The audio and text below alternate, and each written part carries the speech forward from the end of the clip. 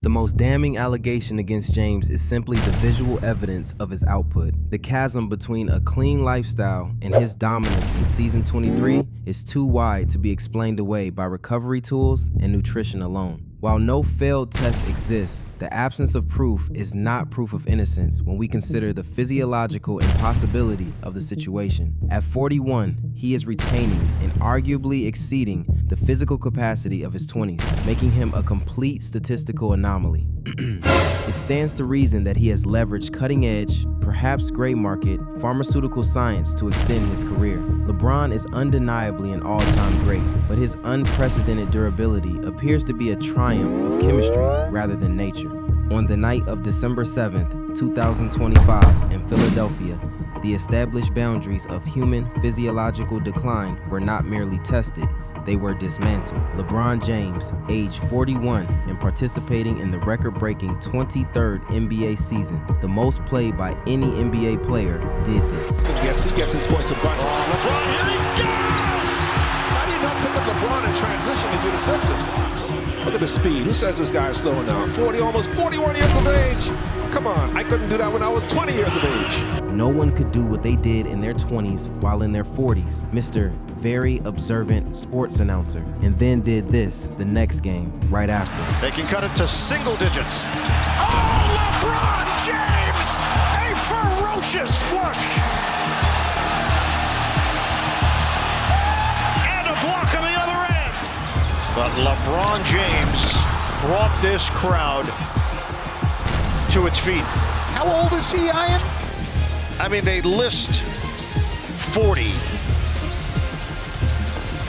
I don't know.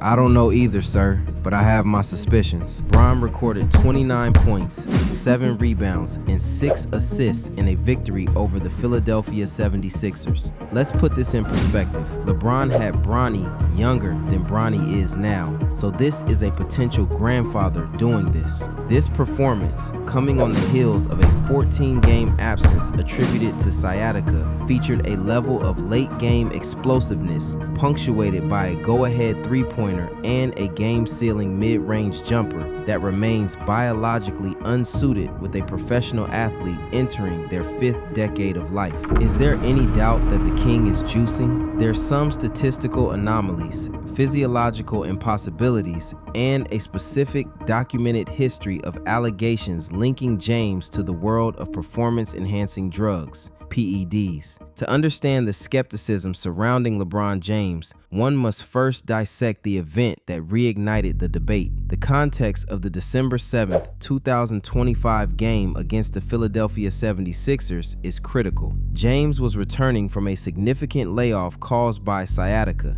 a condition involving the compression of the sciatic nerve, typically associated with spinal degeneration in older adults. In the general population, and even among elite masters athletes, recovery from sciatic flare-ups involves weeks of reduced mobility and a gradual ramping up of activity to prevent re-aggravation. James, however, returned to the starting lineup and played 35 minutes of high-intensity basketball against a team anchored by Joel Embiid and Tyrese Maxey. James' per-minute output was nearly identical to that of Luka Doncic, a player widely considered the best in the world and in his absolute physical prime at age 26. Furthermore, James significantly outperformed his younger teammates, DeAndre Ayton and Rui Hachimura, both of whom are in their mid-20s, the biological peak for male athletic performance. James is the first player in the history of the National Basketball Association to participate in a 23rd season. This milestone alone is not the source of suspicion.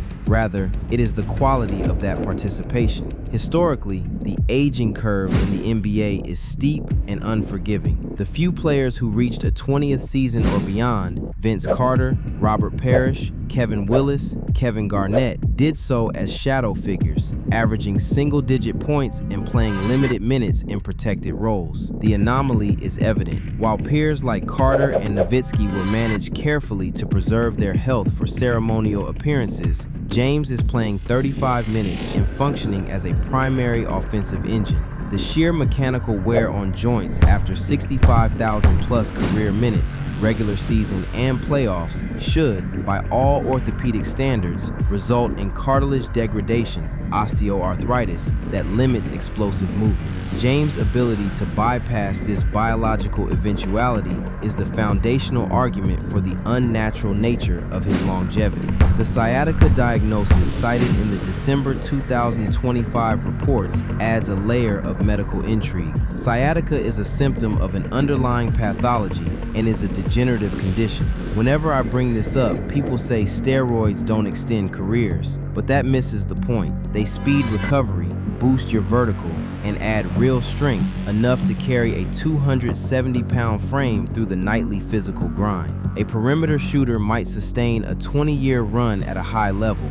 A bruiser? Not likely. The most persistent allegation against James involves human growth hormone, HGH. Unlike anabolic steroids, which are primarily used for hypertrophy, muscle size, HGH is the fountain of youth for tendons and ligaments. As an athlete ages, muscles often remain strong enough to generate force that the aging tendons can no longer withstand, leading to ruptures, Achilles tears. James produces immense force. HGH usage would artificially maintain the elasticity and tensile strength of his connective tissue, preventing the catastrophic injuries seen in peers like Kobe Bryant. Chael Sonnen's specific allegation regarding EPO addresses the aerobic component of James's game. If the world understood what LeBron did, like other basketball players will hear what LeBron does and go, well, yeah, but that doesn't matter, right? It's like a baseball player. You're hitting a stick out of the way. It doesn't matter. It's like, no. If you knew what these performance enhancers did, then you would know why it does matter. What do you think he's there's doing? only one.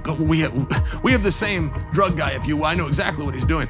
EPO stimulates the bone marrow to produce more red blood cells, and more red blood cells mean more hemoglobin, which translates to higher oxygen carrying capacity. Basketball is a game of repeated anaerobic bursts. Recovery between these bursts is aerobic. An older athlete naturally clears lactic acid slower. EPO allows a 41-year-old to recover during free throws or timeouts at the same rate as a 25-year-old. The new juice. Dad on that balcony, he on that new juice. Kevin Garnett's reference to new juice likely refers to the modern doping, bioidentical hormones and designer peptides, and it could also be referred to as the new juice for its ability to go undetected when the player is tested. These are synthetic chains of amino acids that signal specific healing processes. They are difficult to detect because they break down rapidly in the body, short half-life, leaving no trace for testers. The Biogenesis connection. So LeBron's fat friend, Randy Mims, and Savannah's trainer, David Alexander, who was also training LeBron, were picking up PEDs for not LeBron. The most damaging evidence supporting the PED use is not physiological speculation, but federal documentation. The 2013 Biogenesis scandal remains the smoking gun of the LeBron James doping narrative. In 2013, the Miami New Times and subsequent federal investigations exposed Biogenesis of America, a clinic in Coral Gables, Florida, as a hub for PED distribution. The clinic, run by Tony Bosch, supplied Major League Baseball superstars like Alex Rodriguez and Ryan Braun with testosterone troches, gummies, HGH, and insulin. When the unredacted client lists were eventually obtained by ESPN and federal investigators, they contained two names intimately connected to LeBron James: Ernest Randy Mims and David Alexander. The presence of Mims and Alexander on the client list creates a degrees of separation that many investigators find too close to be coincidental. Ernest Randy Mims. Mims is not merely an employee. He is one of James's four horsemen, a childhood friend, and his official business partner / manager. He travels with James, lives in his orbit, and manages his affairs. David Alexander.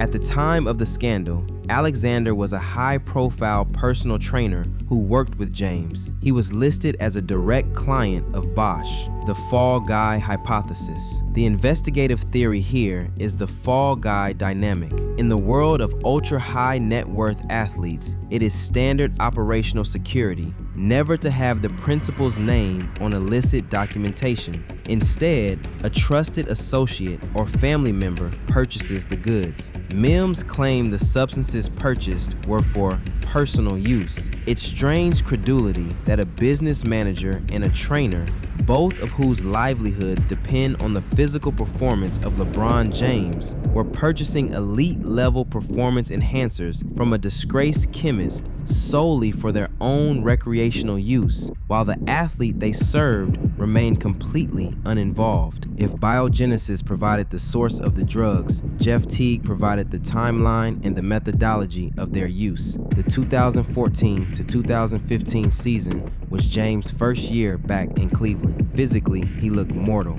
He was dealing with back spasms, knee strains, and a visible lack of explosiveness. His shooting percentages dropped, and the Cavaliers were struggling. In a move that baffled NBA insiders, James took a 2-week sabbatical in the middle of the season, January 2015, traveling to Miami for rehab. James returned from this 2-week break a different player. His mobility was restored, his energy was boundless, and his plus-minus metrics jumped from average to elite. Years later, former NBA All-Star Jeff Teague appeared on the Club 520 podcast and offered a blunt explanation for this hiatus. Man, y'all crazy. Miami Heat, he was on steroids, bro. He had to sit out. He was on steroids for real. Like legit was on steroids, bro. Allegedly. But like he had to sit out. Bro, y'all remember when they told him like they There goes the Clutch Sports allegations. Y'all remember that though? Nah. When they was like he got everybody, they started testing for HGH, and they was like, yo, and he had to sit out. Like he said his back was hurt, and he sat out for like 3 weeks, and he came back skinny. This was just, I was in the league, I remember. And he came back in, he was. Teague's claim holds weight because it aligns with the NBA's anti-doping history. The NBA did not blood test for HGH until the 2015-16 season, but discussions and pilot programs were ramping up during the 2014-15 window. If James was using HGH or a similar compound to manage his back and knee pain, the introduction of new testing protocols or a hot testing window will require him to vanish. HGH and peptides have relatively short detection windows. A 2-week medical leave in Miami, away from the team and random testers, provides the perfect window to cycle off the drugs, allow the metabolites to clear the system, glow time, and return clean. Teague, as a player in the league at the time, would be privy to the locker room whispers regarding this dynamic. Although Teague later retracted his statement claiming he was joking, the specificity of his details, the back injury cover story,